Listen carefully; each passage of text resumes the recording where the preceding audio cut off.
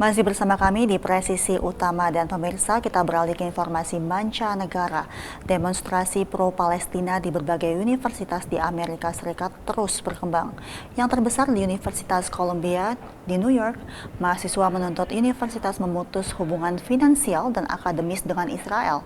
Dan berikut informasi selengkapnya dari jurnalis VOA Indonesia, Randy Wicaksana dan Valdia Baraputri. Aksi protes pro-Palestina di Columbia University sebenarnya telah berlangsung lama semenjak bulan Oktober tahun lalu.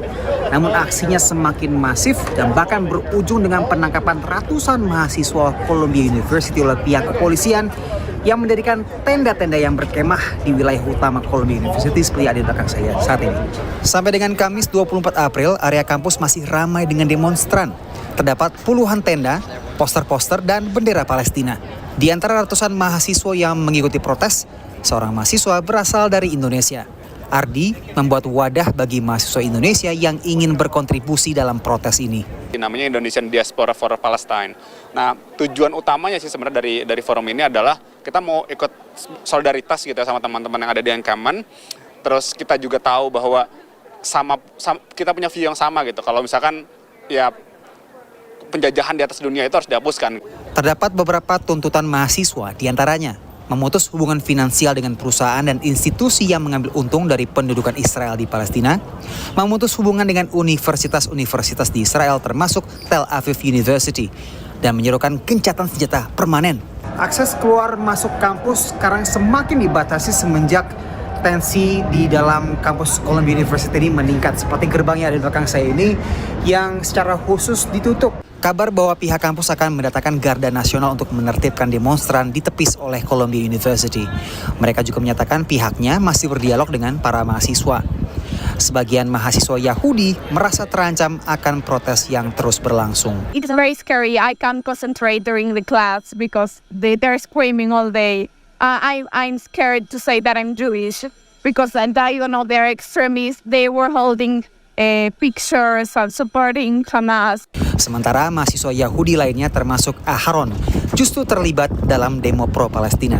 We care about our Jewish communities. We come from Jewish communities where we're also active in large part. Being a part of those communities does not mean that we are not for Palestinian liberation. It does not mean that we do not understand what's going on with the humanitarian crisis in Gaza.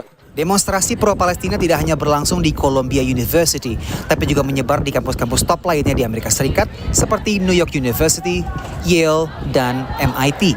Kamis dini hari, perkelahian antara polisi dan pendemo terjadi di Emerson College di Boston saat polisi menggusur tenda mahasiswa.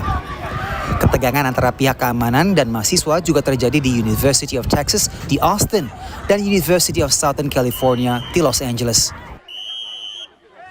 Kegiatan belajar mengajar saat ini dilakukan secara hibrida akibat intensitas ketegangan yang semakin menguat.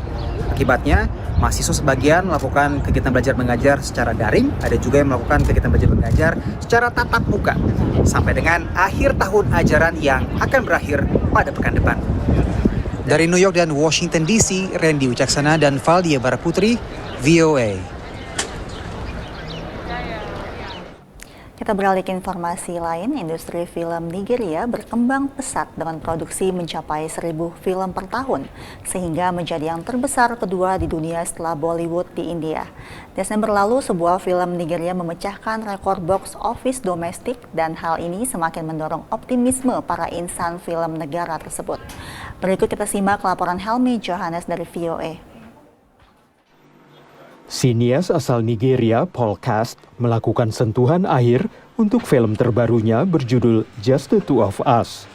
Proyek ini rencananya akan dirilis pada bulan April, dan Paul berharap film ini akan sukses besar. Storyline was mainly around a couple and how they were able to go through their journeys and go through lots of highs and lows, mainly trying to typify the kind of struggle that could come in when people are in relationships. Paul adalah mantan mahasiswa psikologi yang memulai karir filmnya pada tahun 2019. Dari segi produksi, industri film Nigeria yang disebut Nollywood adalah yang terbesar kedua di dunia setelah Bollywood di India, dengan memproduksi lebih dari 1.000 film setiap tahunnya.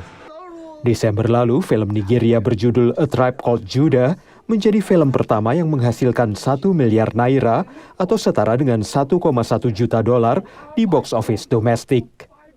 Menurut pemeran film A Tribe Called Judah Olumido Owuru, film yang bercerita tentang seorang ibu tunggal dengan 5 anak laki-lakinya yang berjuang untuk memenuhi kebutuhan hidup ini menjadi kisah umum di Nigeria. I think everybody that saw the movie just saw a bit of themselves in terms of just wanting to do whatever it takes for your mom to be happy and comfortable. Para pemain mengatakan kesuksesan film Lionheart yang menjadi film Nigeria pertama yang ditayangkan di Netflix pada tahun 2019 juga menginspirasi para sineas. We actually didn't have avenues of distribution like that. But ever since Genevieve came up and did Lion's Heart, and it just opened up, the door to Netflix and other streaming platforms, it just made people see possibilities. Tapi menurut para sineas, akses terhadap pendanaan masih menjadi tantangan dan mereka ingin pemerintah dan lembaga keuangan Nigeria berinvestasi lebih banyak dalam industri film. There's been improvements in the cinematics, the cinematography, the lighting, so there are more opportunities, sound design, as opposed to before when it was just, get a camera, you have a story, you point and you shoot. Hasil produksi industri film serta pasar yang terus berkembang menjadi kabar baik bagi para sineas seperti Paul Cast dan juga jutaan warga Nigeria yang tengah menunggu untuk melihat film besar berikutnya ditayangkan di bioskop. Dari Arlington, Virginia, saya Helmi Yohanes dan tim VOA. Tetaplah bersama kami, Presisi Utama akan segera kembali.